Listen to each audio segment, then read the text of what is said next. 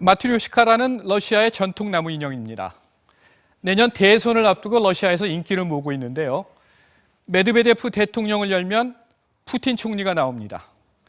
메드베데프가 푸틴의 꼭두각시라는 점을 비꼰 거죠. 내년 러시아 대선은 싱거울 게 분명합니다. 치열하게 경쟁을 벌이는 대신 메드베데프가 대권을 푸틴에게 지레 양보해버렸기 때문입니다. 현재 푸틴의 유일한 경쟁자는 공산당 후보 주가노프입니다. 하지만 둘 사이의 지지율 격차가 워낙 커서 푸틴의 일방적인 승리가 될 거라는 예측입니다. 러시아 대선의 이모저모를 정재훈 기자가 보도합니다. Федерации. И, конечно, с благодарностью это предложение принимаю. Спасибо. 현지 시간으로 지난달 27일 블라디미르 푸틴 러시아 총리가 현 집권당인 통합러시아당의 차기 대선 후보로 단독 출마했습니다. 이날 찬반을 묻는 비밀 투표에서 대의원 614명이 전원 만장일치로 찬성표를 던졌습니다. 사실상 이 순간 차기 대통령이 결정되면서 내년 3월에 치러질 러시아 대선은 하나만한 유식행위가 돼버렸습니다. 2000년부터 2008년까지 4년 임기의 대통령직을 연임한 푸틴. 3선 연임 금지 조항에 밀려 총리로 잠시 물러나 있던 그가 다시 크렘린 복귀를 노리는 겁니다. 러시아에선 법 개정으로 대통령 임기가 6년으로 늘어났는데요. 만일 그가 차차기 대선에서 연임에 성공할 경우 2024년까지 장기 집권하게 됩니다. 이 두 사람의 공통점은 과연 무엇일까요? 옛 소련을 무려 20여 년씩 통치했다는 점인데요.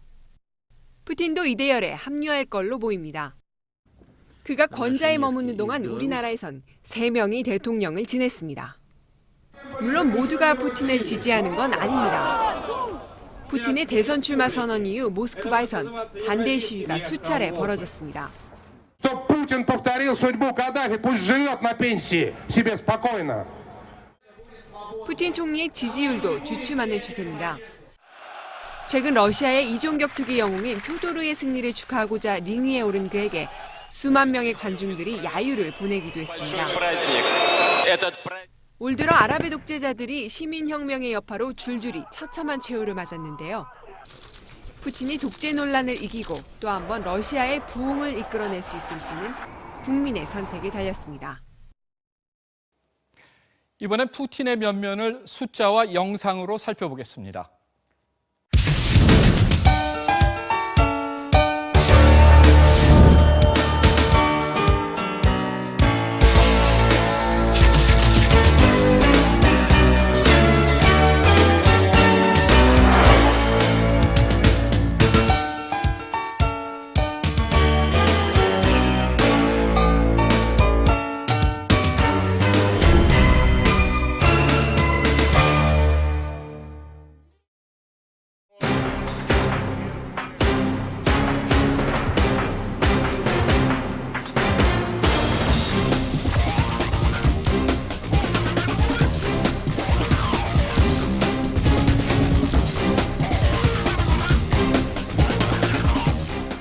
국민들의 기대를 한 몸에 받고 대통령이 된 푸틴.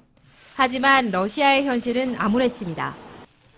국가 빚은 산더미처럼 쌓여있고 주가 폭락이 이어지는 상황. 끊임없는 테러도 국민들을 불안에 떨게 했습니다. 하지만 푸틴의 등장 이후 러시아는 달라졌습니다. 실업률은 뚝 떨어지고 경제는 고속 성장했죠. 국방에도 돈을 쏟아부어 강한 러시아를 일궈냈습니다. 2012년 소치 동계올림픽과 2018년 러시아 월드컵을 잇따라 유치해 러시아인들의 자긍심을 북돋기도 했습니다. 푸틴은 남자로서의 매력을 발산하는 데도 관심이 많았는데요.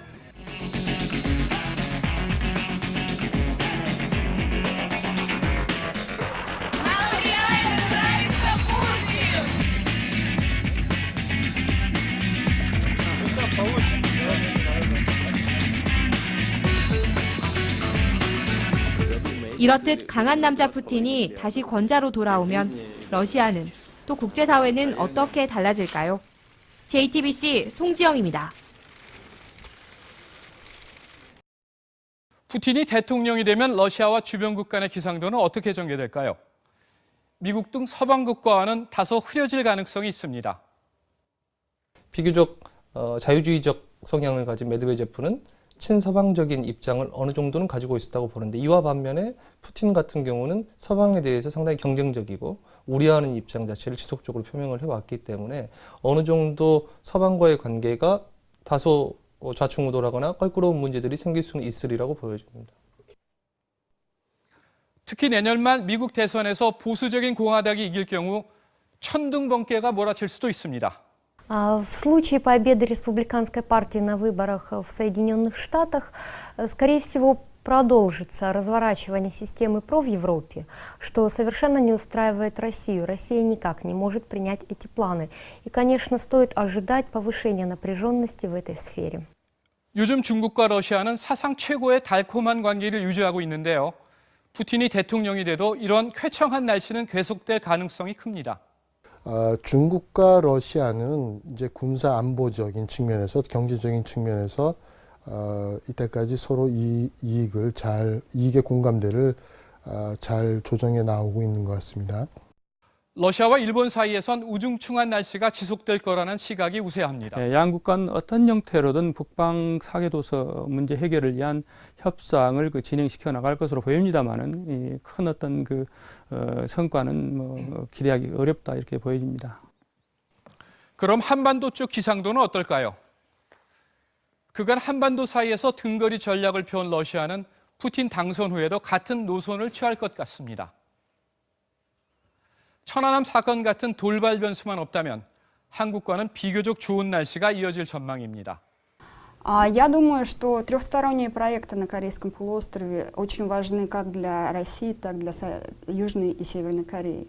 Мне кажется, независимо от того, какой будет принят курс экономической политики, трехсторонние проекты необходимо продолжать. Но не только в сфере построения газопровода. JTBC 남정호입니다.